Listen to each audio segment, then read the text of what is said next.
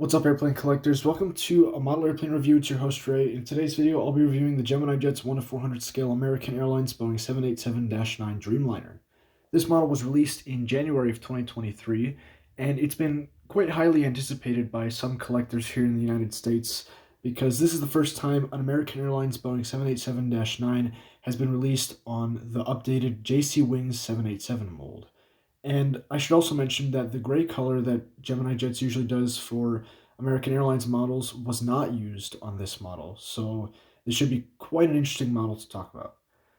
That being said, I'll talk about the box, then the model itself, and at the end of the video, I will give my personal opinion about what I think of the model and whether or not I recommend it to other collectors. Let's get this party started. Starting off the box, it's the standard issue Gemini Jet's narrow body aircraft box, even though this is a wide body, at 15 centimeters lengthwise and height-wise, and 5 centimeters wide. I'll show around the box now, so here's the front, bottom, right side, top, there's the price. These things keep getting more and more expensive. And here's the back side. Take a moment to read this if you'd like to. Like most Gemini Jets boxes, this box features a flap that displays the model in the box, and it has some information about the aircraft and the specific type.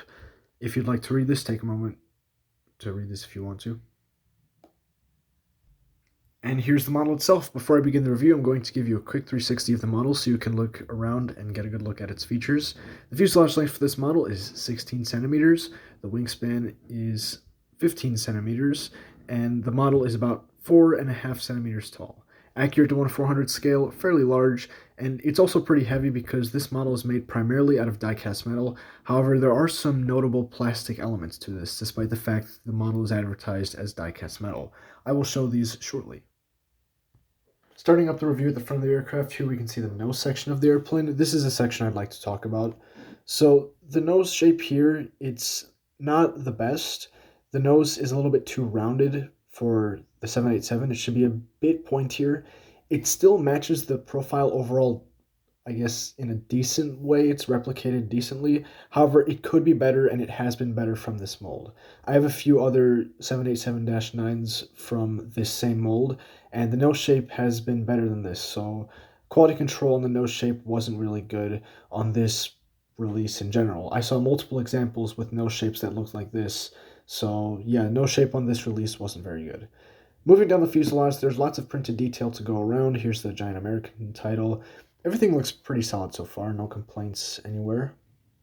I don't notice any paint application issues, which is very good. And while we are moving down the fuselage, please take a moment to observe the color of the fuselage. Earlier I said the color was different, I think I did at least, but this is not the usual color formula Gemini Jets uses for American Airlines models.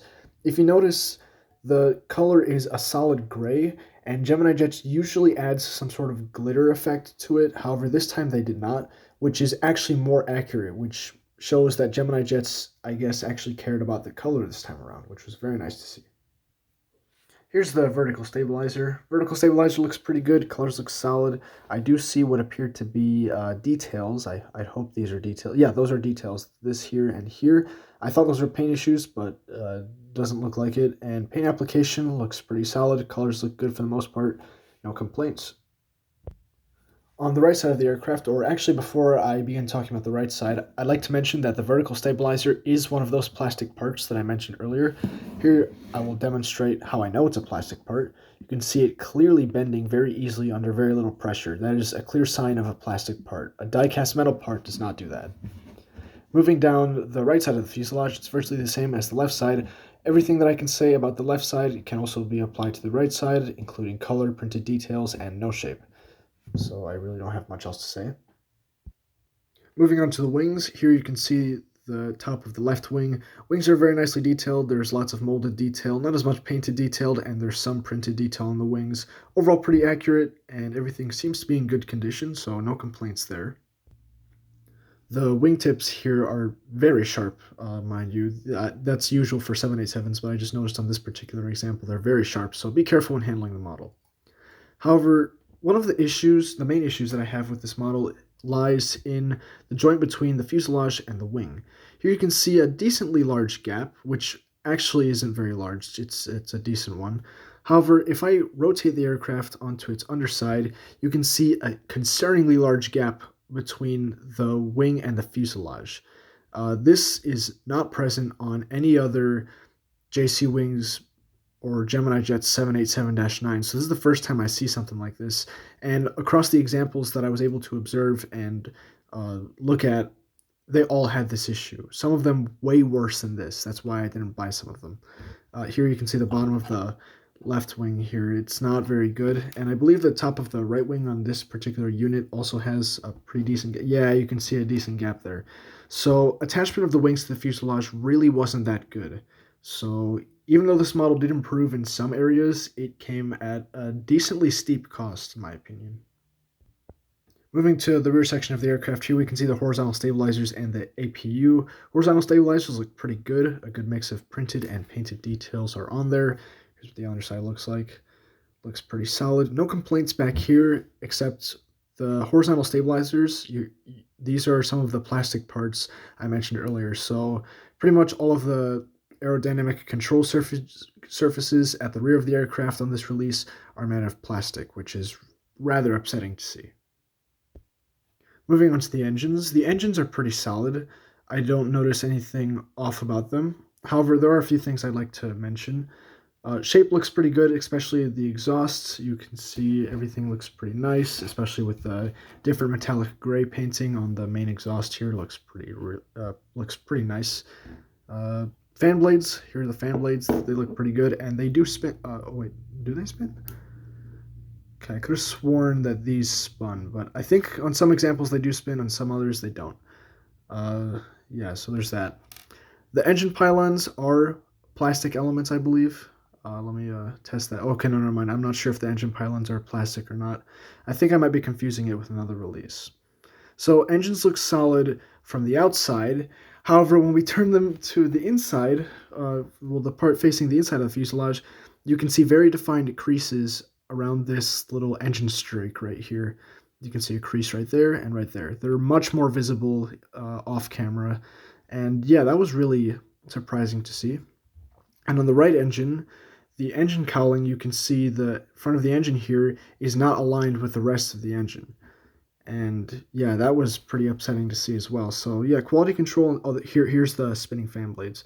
Like I said, on some examples they spin, on some others they don't. Yeah, quality control really wasn't too solid on the engines, and overall in general. In terms of aerial details, this model features sat domes and antennas. There are 3 antennas on the aircraft, all of which are at the top. There's this large main antenna at the front of the aircraft, then the sat dome, and then a large antenna at the rear of the aircraft, followed by a smaller antenna.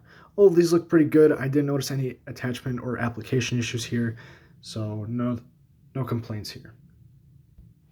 Haha, you thought I'm just kidding. No, it's something I just noticed. Here you can see the sat dome is very improperly placed. It's leaned very far to the right side of the aircraft. Later when I show the gear balance, you'll probably be able to see this alignment issue a little bit better.